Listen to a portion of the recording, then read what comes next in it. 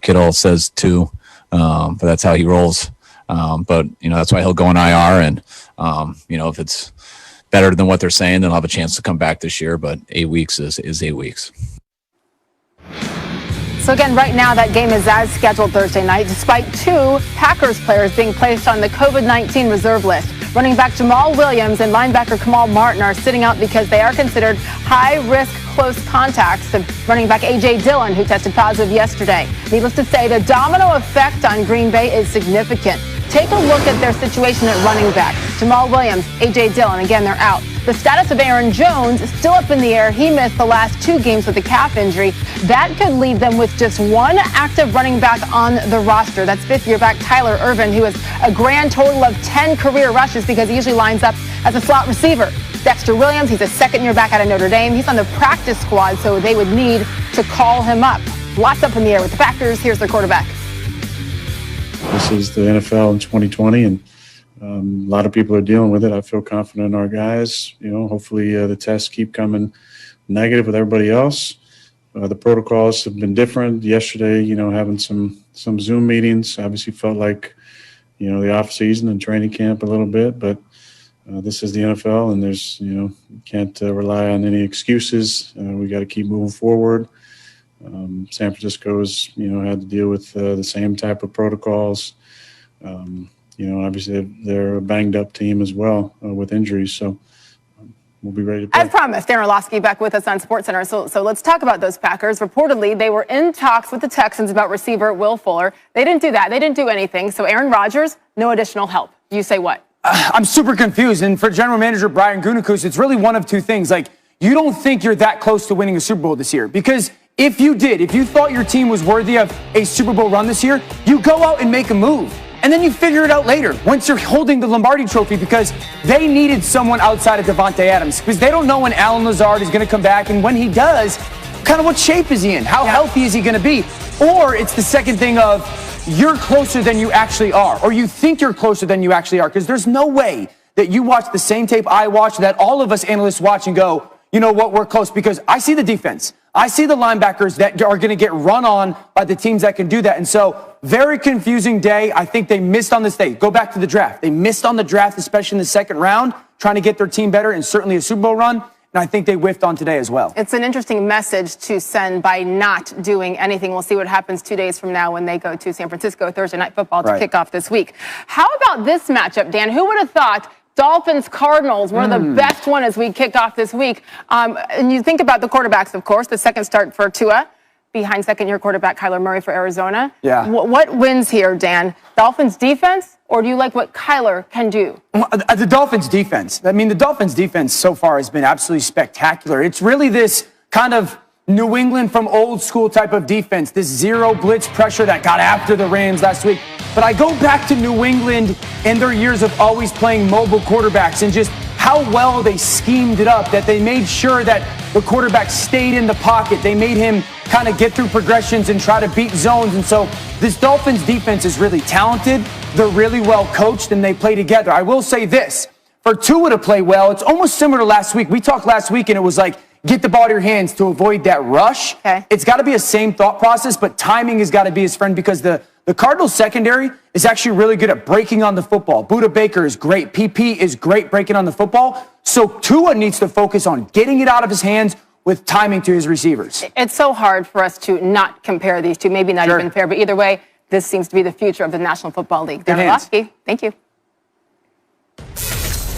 Progressive Insurance. Save when you bundle auto, home, or motorcycle insurance. Visit Progressive.com. What to watch for? One of the biggest games of the season will take place in South Bend this weekend. Number 1 Clemson going on the road to face number 4 Notre Dame. Of course, the big story, DJ Uiagalelei will get the start as Trevor Lawrence remains in COVID-19 protocol. Here's Dabo Swinney today on the status of Lawrence the rest of the week.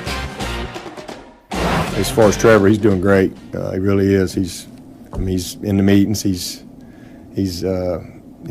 zooming in and all that stuff. So he's doing well. He's just anxious to to get out, and I think he gets back with us either Thursday or Friday. And he'll be with us. He'll travel with us, and he just can't play because of the cardiac back to play protocol that's in place. So just no way to get through that in time for him to play the game. So he should be back in practice after the game, and then ready to go against Florida State. He'll be able to bring a good presence to DJ, and he's got a great mind. He's got great eyes. So he's going to be Coach Lawrence. Bright future for Coach Lawrence. We'll take a look at our All-State playoff predictor. The Tigers are in good shape to make the playoffs right now, but their chances will bump up to 84% with a win over the Irish this weekend. If Notre Dame gets the W, their chances vault all the way up to 47%, which would then pull them nearly dead even with Clemson. College Game Day will be in South Bend for that top 5 showdown. Kirk Herbstreit joins us now. Herbie, what are you looking for from DJ Uiagalelei as he makes his first career road start here? The poise that he played with, I thought, for most of the game in his first start will be critical. Even though we don't have a traditional road game atmosphere in South Bend, it's still away from home. It's still going into your routine, getting on a plane, going into a hotel, and just getting out of your comfort zone of being at Death Valley. So he comes across to me as a young man that I don't think a moment's going to be too big for him. I expect him to execute the offense the way he did last week and rely on the playmakers around him. I just thought, like any young quarterback, the longer the game went on, the more he was decisive and more confident with his decisions. And hey, the stakes go up, not just because of the magnitude of the game, Kevin. This Notre Dame defense, Clark Lee, the defensive coordinator from Notre Dame, one of the best in the country, probably doesn't get the recognition he deserves. He's got an outstanding group of linebackers. Defensive line is physical. Safeties and corners have played a lot of football. So this will be a different animal. Clark Lee will dial up some things he's never seen other than at practice with Brent Venables. And I think that, to me, is the challenge. How does he deal with the pre-snap look, ball snapped, now it's a different look? Does he throw the ball into coverage? Does he make, critical errors? That's what he's got to avoid this weekend. Excellent point with the defense. They're giving up 10 points per game so far this season. Let's go to the SEC East. This will be the third straight year Florida and Georgia will play as top 10 teams. What will this game come down to in Jacksonville? Well, I'm looking for this Georgia offense to get back to where they were a couple weeks ago. It seems like from the fourth quarter from Alabama on, they're back to looking for an identity. If you remember how the Arkansas game started in week 1, everybody was kind of mystified that they were struggling in that game. And, we saw Stetson Bennett come in and kind of steady the ship. And the next couple weeks, he looked great. And all of a sudden, he got into the Alabama game. And let's not make a mistake and say he played bad in the entire Alabama game. Fourth quarter, when they started to panic, Bama started to score. And he started to try to stay with them. DeVonta Smith scoring touchdowns. He started to press. And from that point on, they've not had the balance that it takes to win big games. You can't just run Zamir White and think you're going to win against good defenses. So this Florida defense has not been playing up to what you'd expect from their defense.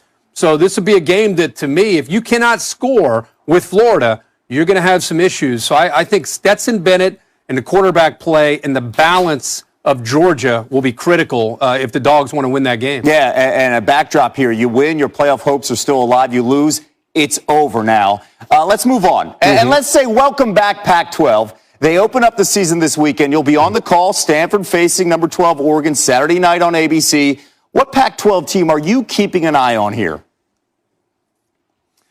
It's hard to say just one. I'll say Oregon because of what they had. Now, remember, we get into a COVID and quarantine, and there are a lot of opt-outs. And they lost Justin Herbert, who's tearing up the NFL. But I want to see this Oregon team because I think Mario Cristobal is very confident in this next wave of young players that all of us have never really seen play.